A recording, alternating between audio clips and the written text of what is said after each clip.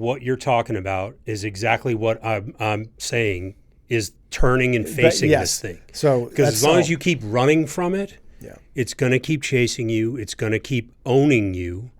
You're a prisoner of your flight from the shame. Yeah. Whatever flight means. If that means you become this false self, big, aggressive guy, you know what your story is. Whatever your story is, you know what your story is. Mm-hmm. That's what we hopefully have accomplished in these first few episodes of this series, right? Seeing it. Yeah. But doing what you're talking about, recognizing like, wait a minute. This has been going on for 30, 40, 50 years of my life. Yeah. Enough.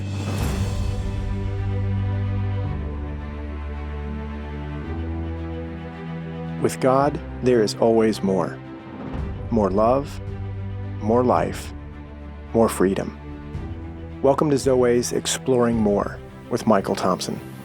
C.S. Lewis once wrote, "Our Heavenly Father has provided many delightful inns for us along our journey, but He takes great care to see that we do not mistake any of them for home." Join me and the team as we explore the kingdom together, discovering the deep truths and offering encouragement for the journey. There is always more. Welcome, friends and allies, to the Exploring More podcast. Michael Thompson hanging out with SJ Jennings, exploring the kingdom. And we have been on this exploration for a few sessions now, a few episodes, and we're still on this exploration of shame. Yeah. And how can we get some freedom? How can we experience a love that transforms us in a way away from shame and into something else, someone else? Mm-hmm. And man, when we start to get in these series and we're 3 and 4 and sometimes 5 in, the invitation to review is kind of like right there. And yet I got to let that go and say we're gonna forge ahead in this valley and keep moving. Particularly what we want to talk about in this episode has to do with shame versus holy regret. And before we even take a quick break, SJ, I think there's a shame and holy regret. So how do you move shame to a holy regret? So we're just kind of putting this idea that there's another way to, we're not saying walk away from the things that hurt you, that you have. No, that's the problem. Right. And yet what does it take to reclassify those things? Because regrets are some things that, I think for me particularly are, they're particularly sensitive to me, meaning I regret doing that. Mm-hmm.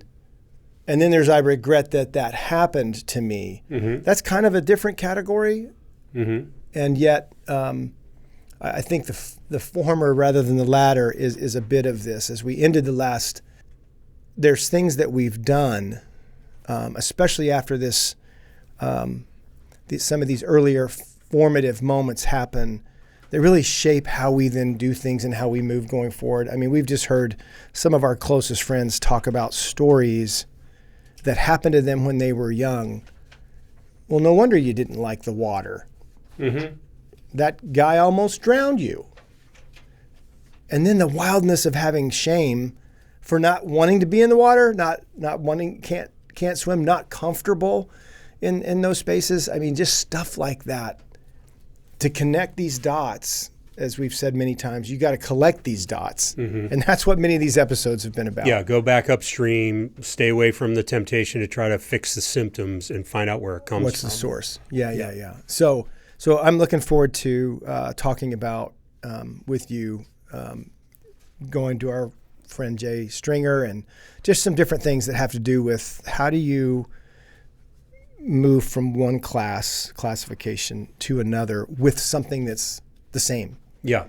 How do you see it differently and see it redeemed into this place of a holy regret? So I think before we take the break, this is kind of the beginning of moving the elevation up and away from the trenches and the exploration, the definitions, and all the things that we've spent the last 4 episodes doing of what shame is, why it's real. Every image bearer suffers from it to some degree.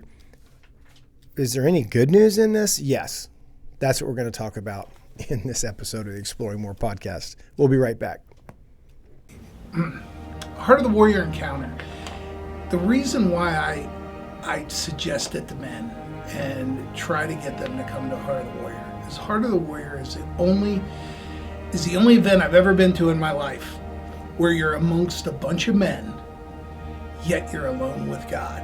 And it gives you time to completely unplug and really come to grips with where you are in your life and talk to God and figure out where you want to go. You will see transformation everywhere at the encounter. You will see people, this happen right before your eyes. And you'll come home energized, and you'll want your family, you'll want your friends, you'll want everybody you come in contact with to enjoy the same gift that you have from going to a Heart of the Warrior encounter.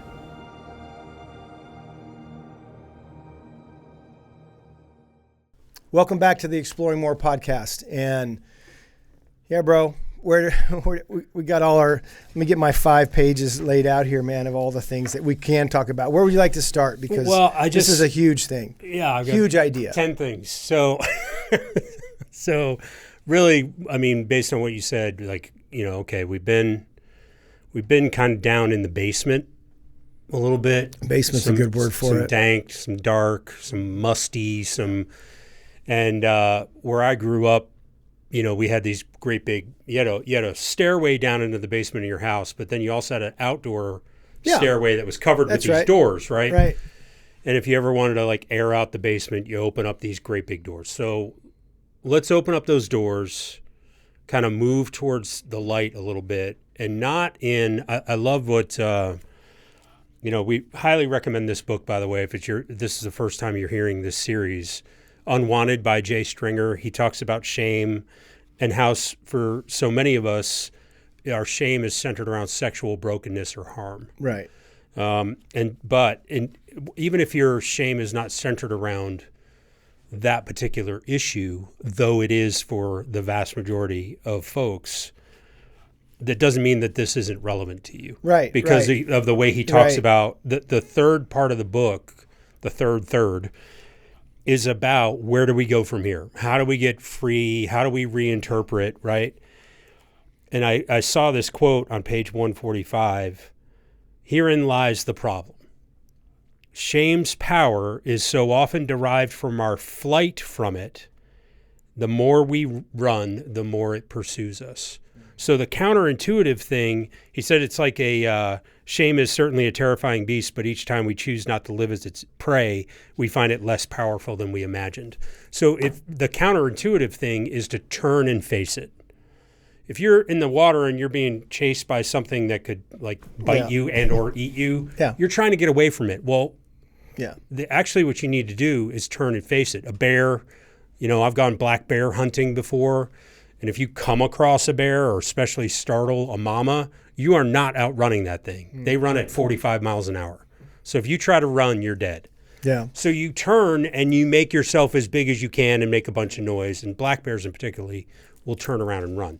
So if we can embrace the idea that shame is given more power, the more you try to avoid it. Yeah.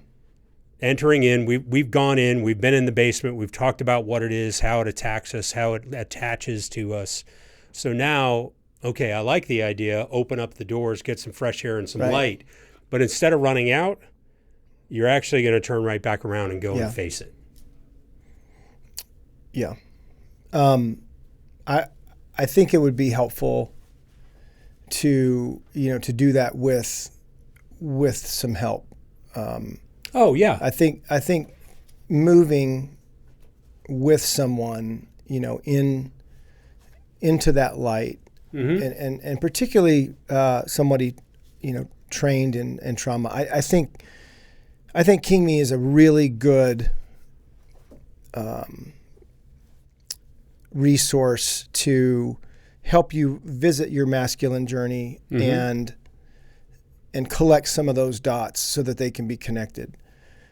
But as we've said many, many times, awareness of it isn't healing from it. But it's a very, very important part. And so I think to turn and face it, we've tried to give some honor to the reality of what it is that you're facing. And I want to just talk for one more minute about that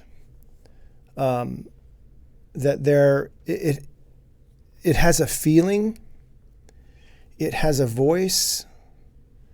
Shame has a presence. It does something to you physically and emotionally. We were talking offline last week and sharing some more stories. And I mean, of something that happened to me in grade school that it just, I could feel it again. It arrested you. Arresting. I watched it happen. Yes, it was arresting. And it's like, that is so crazy. I haven't shared that story. I haven't thought about that story, and it was all in those ages of like 6, 7, 8, 9, 10. Those 5 years of boyhood into the explorer stage, and some of the things that find us from a sexual nature, or like I was talking about our friend who is being bullied and literally is afraid he's going to drown as a 10-year-old, and how that is still affects him and that space in that particular relationship. So I think one of the questions is, I didn't mean to imply that it's as simple as turning and facing it. I didn't think you were. That's not what I was saying. I'm trying to just pick up but I do want to say there is a time for that, right? Yeah, for sure. Yeah, and I think that's what hopefully all these episodes are leading to is, what does that look like? And so naming it, being able to know even what this bear is of shame, what this predator is of shame. If Jay's right, and it will continue to not only tackle you but take another bite. And so how do we move right from shame to this holy regret? I think that's one of the first things is the turning into, I don't want this anymore. And what is this? So that's what I'm trying to get to, SJ, is what is it? Where did it come from? That's what you were talking about upstream and what happened that brought that in. And then I think from the counseling that we've gotten is, what should have happened? Right. Where should the care have come from? And so 30, 20, 40 years later, you're actually with somebody who can give you some care. Of course, you're not a fan of whitewater rafting or, the beach and the ocean, the things that somehow are associated with it. Or when somebody says something that in some way, we call them triggers that bodily, emotionally, spiritual response of, fight, flight, or freeze. And so what I'm trying to make really tangible is those moments are actually the gifts, as much as we don't want them, right? The prickly gifts, the messy gifts, the challenging gifts of awareness of, all right, that's an invitation to see it as you're feeling it, to name it and bring that, maybe that unfinished work to God and say, what is this? Why is this? So I think that's the part that is the big transition. How do you move from the things that were done to you that cause shame to having them cared for, so that's our term for holy regret, is that they're cared for by God, by qualified image bearers, by a good friend who's a good listener, who can, like Brene Brown says, instead of pulling you up and out, they can jump in the pit with you. That's exactly right. Yeah. And let you have what our friend Nita Andrews calls a talking day. To talk about something, because if you're naked and so you hid, it may be, nobody may know this. So I love that, all of that, because what you're talking about is exactly what I'm saying is turning and facing this thing. So because as long as you keep running from it, it's going to keep chasing you. It's going to keep owning you. You're a prisoner of your flight from the shame. Yeah. Whatever flight means. If that means you become this false self, big, aggressive guy, you know what your story is. Whatever your story is, you know what your story is. That's what we hopefully have accomplished in these first few episodes of this series, right? Seeing it. Yeah. But doing what you're talking about, recognizing, like, wait a minute. This has been going on for 30, 40, 50 years of my life. Yeah. Enough. Something has to change, right? And my way of, and my energy behind that is mine. Yeah. It doesn't have to look that way for you. You don't have to turn around and make yourself bigger than the bear the way I would, right? But at the end of the day, something's got to change. Something's got to be different. I've had enough of this. Yeah. And I think the holy regret versus regrets, I think, keep us in a place of being ashamed of what happened, being ashamed of what we did, being ashamed of what we didn't do. Right. A holy regret, I'm digitizing all of our analog home movies right now. Mm-hmm. So I'm looking at movies from 1993, 4, 5, 6, 7. Wow. I'm watching 27-year-old SJ interact with 3-year-old Steven, who just turned 30 today on the day of recording. And I'm watching myself and going, oof. Why did you talk to him that way? But I caught myself in the moment, because I have lived in a place of shame, being regretful over some of the ways that I fathered him, some of the ways that I didn't father him. Right.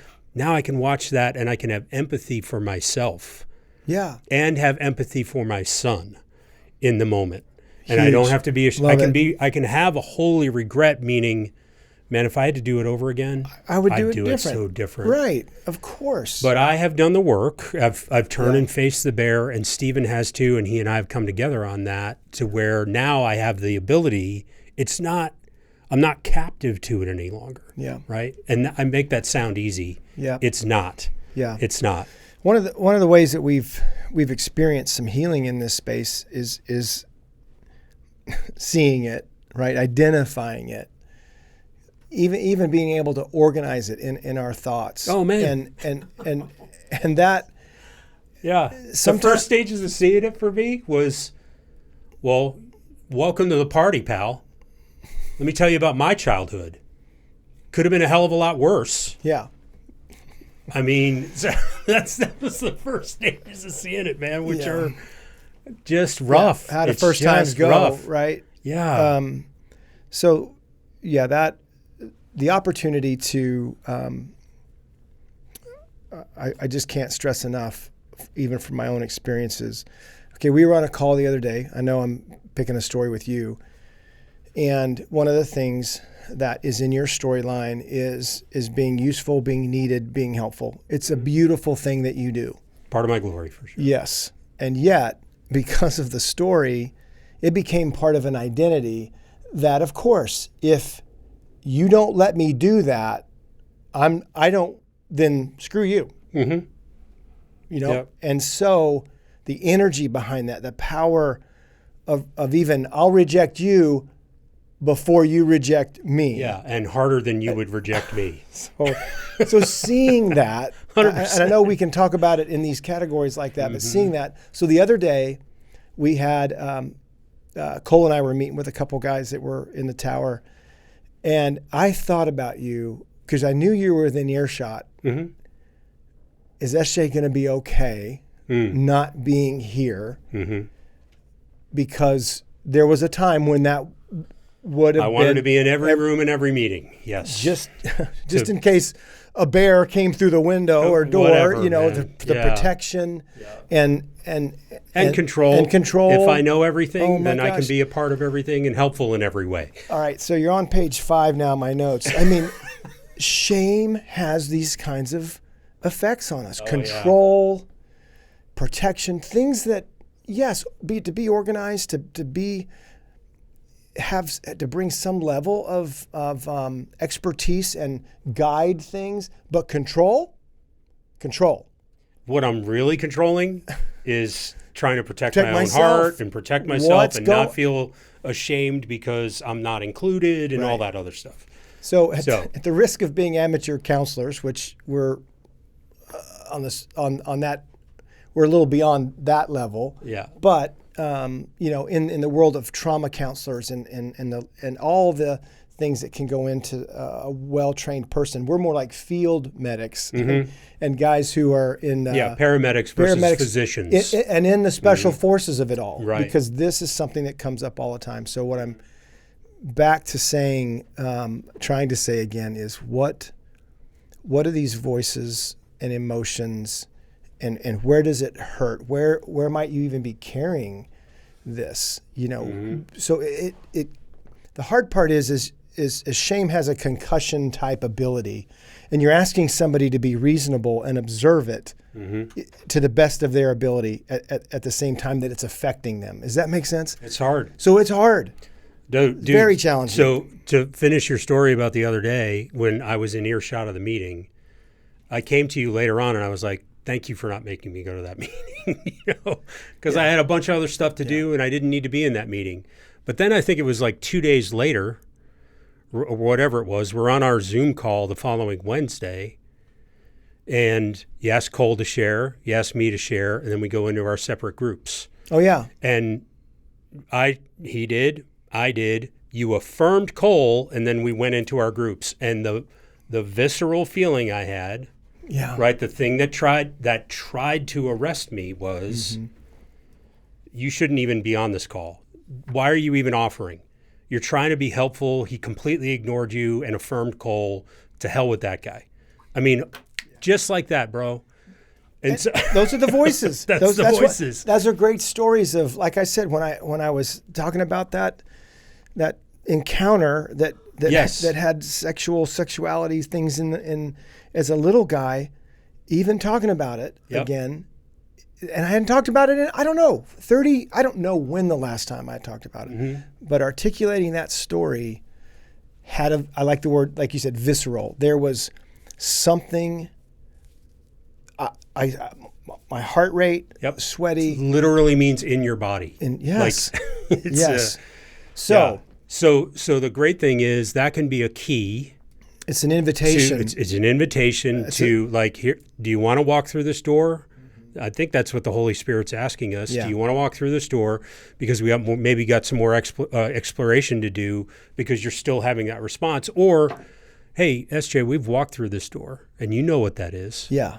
And so to arrest that, I was arrested momentarily. To arrest it and take control and to turn and face the bear, I said to the guys in the group, here's literally what just happened 10 minutes ago.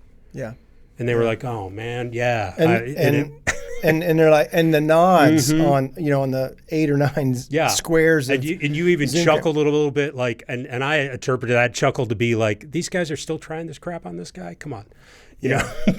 Yeah, and when you say these guys, that's another part of this. I think that we would want to reemphasize and reiterate the idea that this is not just you not being able to get over or through something. We believe and teach and share on this podcast and from many, many places that there are forces that are against you. Yep. And that our struggles, not against flesh and blood, as Ephesians says, which are people, but against the spiritual forces principalities, strongholds, footholds, all of these things that I think of. If shame was personified as a foul spirit, I think he would be in the heavyweight class. And I think 100%. Now, he might be a toothless bear. He might be a toothless predator. Like a prowling lion, right? Yes, I mean, roar and seems like a lion, but we know he's not really. But so much of their work is in so much of the foul spirit's work is in maintenance program, because they've already taken advantage of the day, of the moment. Yeah. And you've already been convinced you can't turn and face this thing because it's too horrible or too shameful. And comes with shame the accusations of cowardice and weakness and addiction. You know, where do you go for comfort? That's another place to, like, when shame is being experienced. I think Jay, I think Nita, I think my daughter, they're all asking, where does it take you? Sweep you away. Where does the riptide of shame take you? And if you can identify some of those things, eating or spending or isolation, pornography, if you can identify some of those behaviors, that's what you said earlier. Again, I'm just reiterating. Then it's upstream to what are the incidents and the situations that are probably back in your story. When we say upstream, that's what we're talking about. If you're dealing with the behavior and the feelings and the experience, it is the question of where did they come from? Right. What are the headwaters? Who trained you to feel that way? Right. Or think that. Or who think told that you way? that? Right. Back to the garden. Right. Right. Exactly. Who told you that being helpful means you're loved? Right. And we don't have time, but that particular, just talking about my story, I think I've seen it echoed time and time again. That is a part of my glory. Yeah. I can figure stuff out. Extremely helpful to people. Yeah. So it's not the polar opposite where I get attacked. It's right there. It's the corruption of what God created me to be. Yeah. I think this is where I want to talk about grace. Yeah. And we've been on a journey and exploring grace. And here, this is just one of those things that what we heard growing up, especially in circles and spaces of faith and religion, that grace was unmerited favor. Yeah, we refer to it as worm theology. So I'm just a lowly worm. Yeah. Thank you for saving me. Covered by his grace. Yeah. And yeah, I think of Commodus in that one scene where he is, am I not merciful? Like, I should beat you. Am I not merciful? I mean, you know, that. Don't you understand how much power I have? And so, you know, again, mercy and grace being depicted as things that God does so he doesn't beat the crap out of you. Right. And even the penal substitution, the punishment idea, grace is, again, if you define it by unmerited favor, then what's merit? You know, and now you're back to performance, merit, unmerited. It's just, I don't think it's very helpful in the conversation about grace. And so we heard a guy, Graham Cook, who defined grace as this: the empowering presence of God. All right, I like that. We're starting with God. The empowering presence of God to transform you, to take shame and turn it into something. Yes, we wish it didn't happen, but it's redeemed. That's what holy regret is for us. It's there's redemption to it, whatever that might look like and feel like. It's advanced stages of this can even be the levels of forgiveness. Receiving forgiveness for yourself for what you did. Letting people go, or taking your boot off their neck. Literally cutting those binds, the soul ties that ripping up those contracts. Leanne Payne, Eldridge, the guys that are writing about the demons, Derek Prince, who's the other one?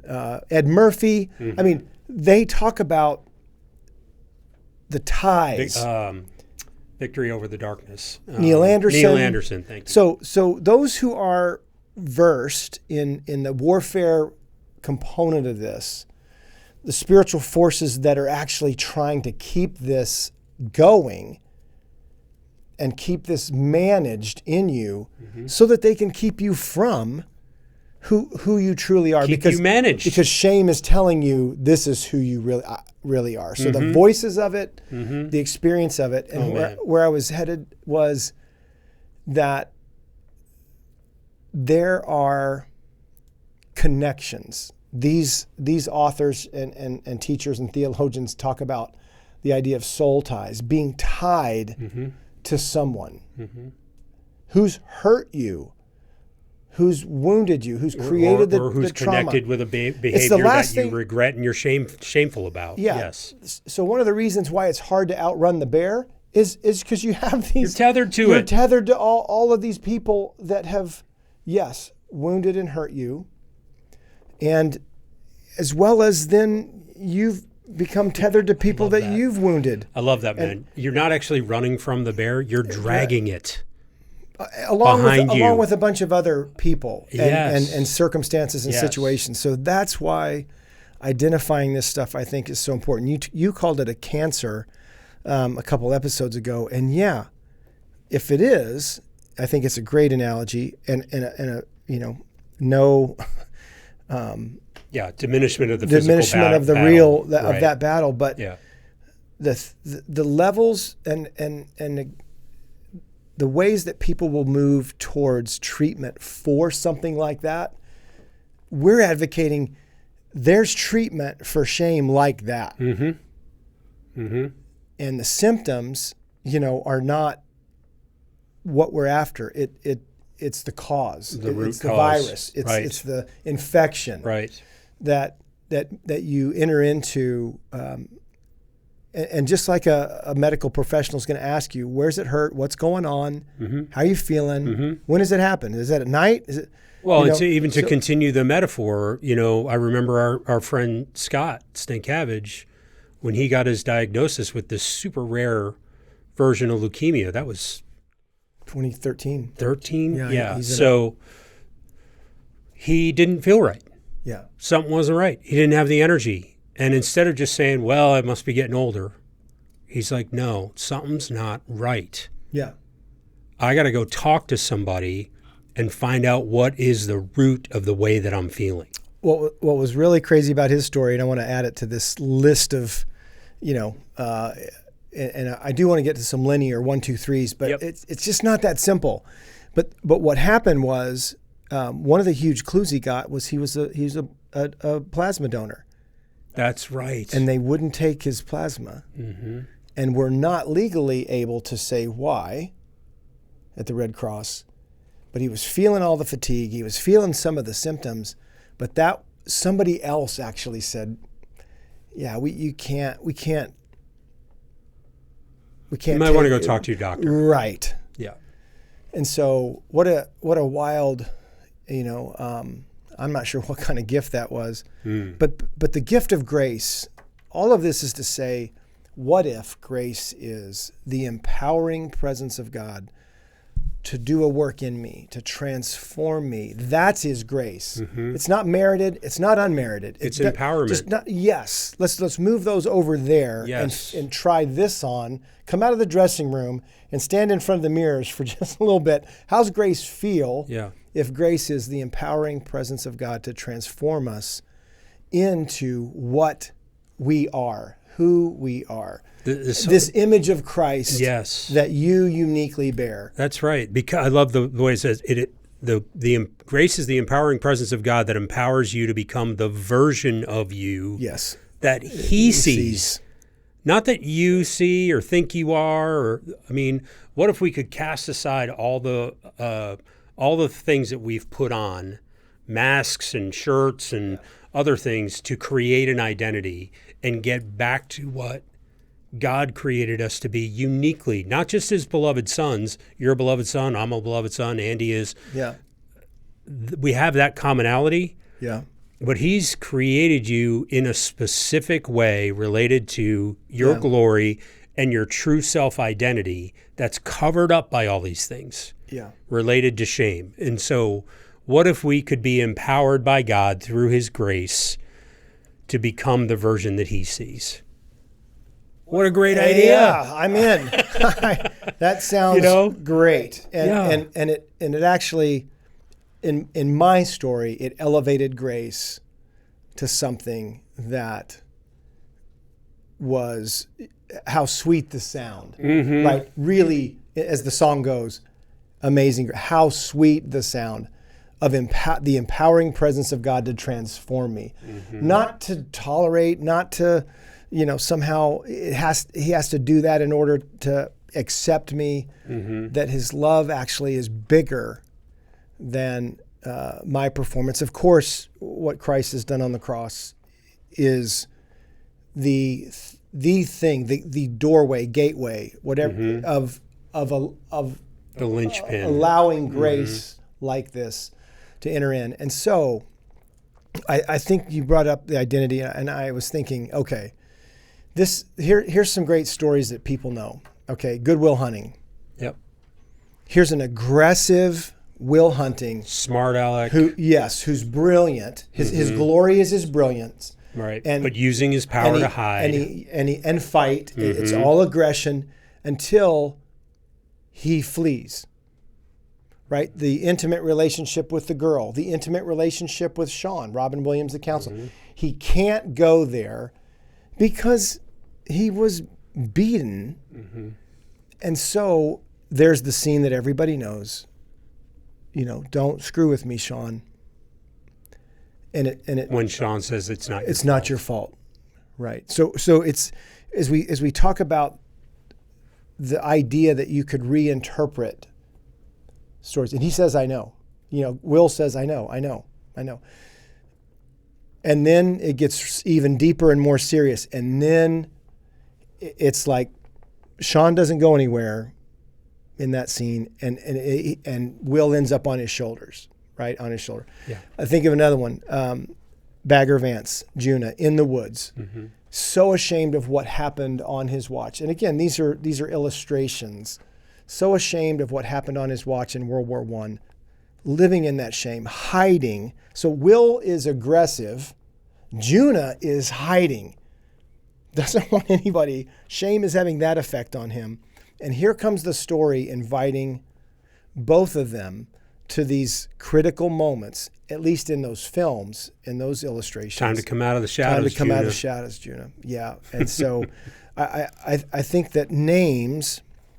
I was talking with Mark Johnson, our friend, the other day, and God, the Father, took him into an experience that we've experienced. But he was telling me, this is just recently, about another name, a new name, and the story was so fabulous. But the story was like it is in so many of our lives. It's on the heels of a season. It's on the heels of maybe some of this repetitive, unwanted behavior. And why do I do those things? Why can't I do those things? Those are all great invitations to explore with God. Maybe it's a version of guilt and fear, or it could be a lot of other things. But might shame be at the root, that I'm found out, and the idea that would be absolutely, unacceptable, right? To be found out that this happened to me, or I did this. So the names, though, as Mark and I were talking, hearing God's voice, that's what we just finished. Yeah, I'd say last go series. back to that series, because navigating the voices and being able to distinguish between a conviction of, that's not good, And shame, you're not good. God operating in this, I want good for you. I have better for you. It doesn't mean you're bad. It means that's bad. One other illustration before we round it out with some of these names. I can remember when my kids would get hurt and they were younger. And I know the stories because I've invited them to tell me. Mm-hmm. My response to them getting hurt with anger, they felt they not only did something wrong, did something bad, they were bad. And that's how the enemy that fast twisted those moments. And when you're bigger and the energy that you're talking about with your 3-year-old son, and so shaming them, while all the while what's really going on in me as a young dad is I'm upset with me that they're hurt. I'm upset that they are hurt. And all they hear and see, Dad's mad, not at what I did, but who... Or what happened to me. Who I, yes. Yeah, he's who mad I at me. am. It's me. I'm the problem. Yeah. And how thick that can go. So... And we did not have to give ourselves a little mercy. Yeah, that's the process of looking back on things. I can have a holy regret about not handling my son's heart well, because I know looking back, that was not available to me. Yeah. I was locked down in my own shame, locked down in my own expectations of what he should be or how he should be or how he should learn or he should know better than to do X, Y, Z. Yep. Just locked down in it. And that's not enough to stop there, seeing it, as we've said time and time again. Yeah. But to be able to go back and say, I have empathy for myself, which allows me to have empathy for my son and some of the agreements he made. Yeah. Empathy creates a hostile, Brene Brown says this, empathy creates a hostile environment for shame. It can't survive. Yes. So the empowering presence of God, you can bring a godliness to a conversation with me, and that's God empowering me through your encouragement, through your listening, through your care to carry a burden with me, empathy, carry the burden with, and with it, me, right, into a safer place. Yeah.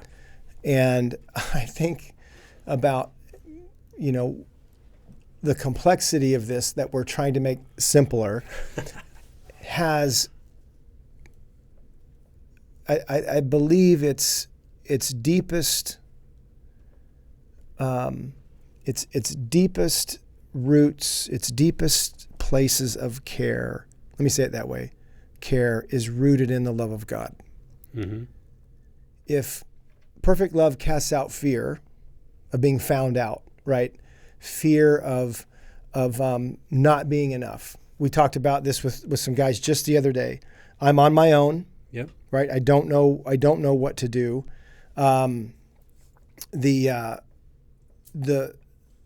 language that so many men use in their 30s, 40s, and 50s, is that crazy old commercial, how you doing? I'm good. Fine. Right? Yeah, fine. I'm good. That's kind of the it's not even in the shallow water. Living the dream. Not even the shallow water. It's up on the beach or the boardwalk somewhere. Yeah. But to move into it's a dangerous proposition, but the alternative is to continue to not only be chased by the bear, but to be dragging the bear with you along with all these other things. What does it look like, all these other people in your past?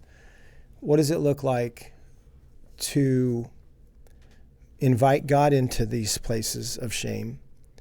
Ask him where he was. Right. Ask him what he thinks and feels. Yeah. Help me reinterpret So hearing this. God is really, really important to discerning the voices of accusation and shame to voices of love and care. Yeah. Yeah. It's a leap of faith, man, to do that for sure. It's big. And I think it's in. There's another principle here that is everything that happens God's will? No. People sin all the time. So it's not good. That's not God's will for them or for the people they're harming. Yes. So it doesn't mean that God's sovereignty is somehow compromised. Mm-hmm. What that principle says is there's things that can happen.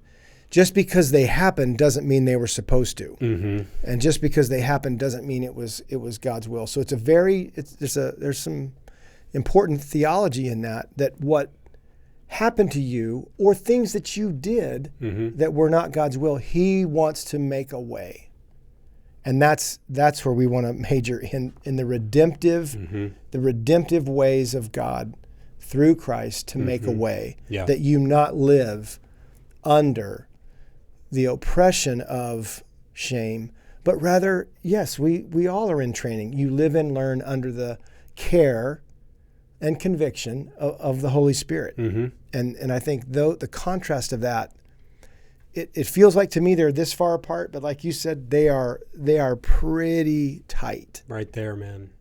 In that it's not random acts of violence, but rather targeted ways in which the enemy wants to capitalize on the wounding, the hurting, so that you live ultimately unloved. Yeah, reaffirming all the agreements that you've made, all the contracts you've signed. I'm on my own.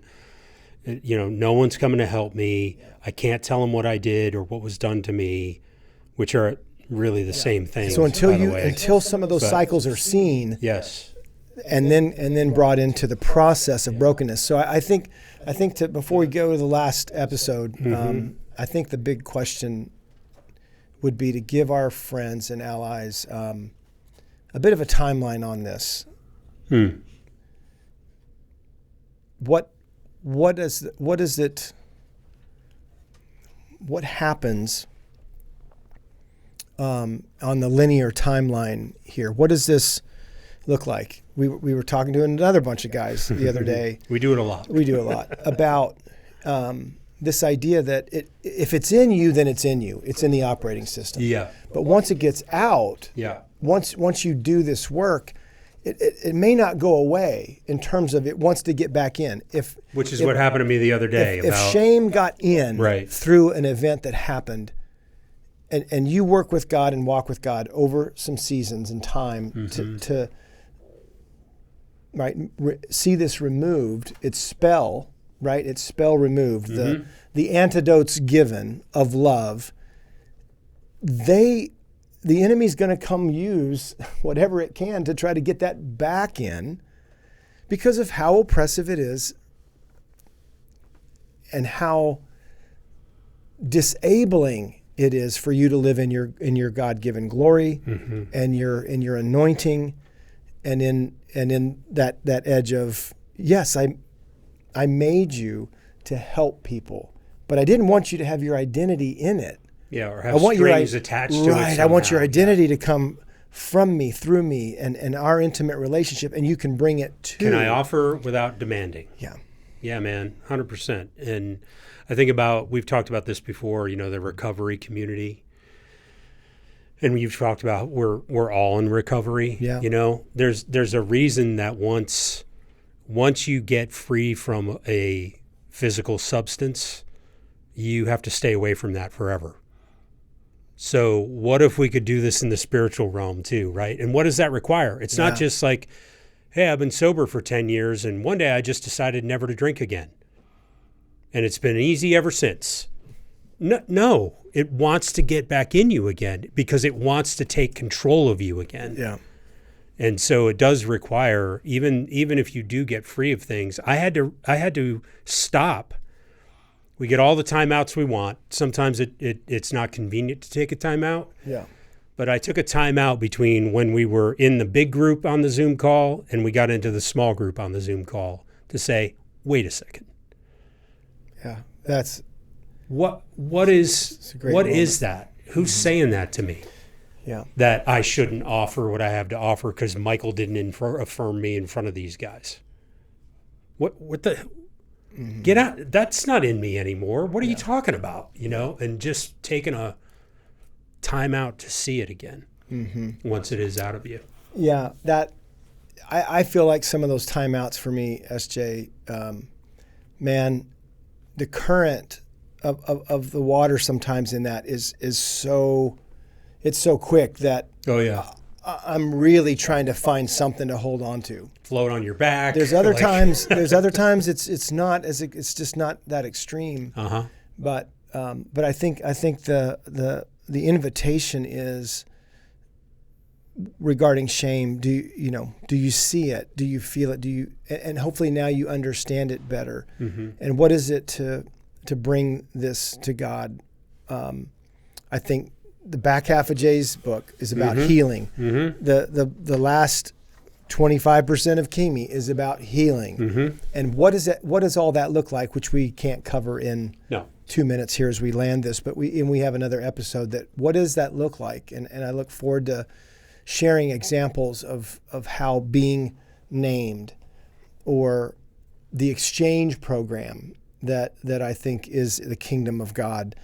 I don't want this anymore. But when that has power in your life, it's actually impeding the power of the love of God in your life that can transform you. So trying to connect those to say, this is not go give attention to this so you can go get this. No, this is here and here. This is if you will give some attention to this and even allow God through another good king, elder sage, counselor, somebody who's got the ability to listen well. And that's a tricky thing to find, but you got more than a shot to get the freedom that's available. And I do believe that God can just you and him and you. But I've experienced quite a bit, not that that's rare, but that the lion's share of it all is typically in relationships. Yeah, and we can talk about it in the next episode. But man, the almost 10-year journey I've been on in vulnerability now is directly tied to this. Yeah. And the empowerment and the strength that comes from vulnerability can't be overstated. So we'll get into that in the next episode. We got 3 things. I'm going to push time out, push pause, call time out, and just say, let's come back in the next episode and share, some of the healing realities, how God has moved to bring the effect of his love on us and in us, as opposed to the effect of shame. So that's where we want to tackle. How do we practice? What is it that we can do to position ourselves to experience more and more freedom from the power of shame, the presence of shame, the effects of shame? And hopefully we've teed that up in this session, I think. So we'll see you next time on the Exploring More podcast. We hope you have enjoyed this episode of Exploring More. The landing page for this podcast is zoe.org/podcast. That's ZOWEH.org/podcast, where you can find the show notes and various platforms to which we broadcast. You can also find us and the Life of More by visiting Zoe on YouVersion Bible app, Right Now Media, our Facebook page, and Zoe on Instagram and Twitter. Remember, with God there is always more, and you were made for more.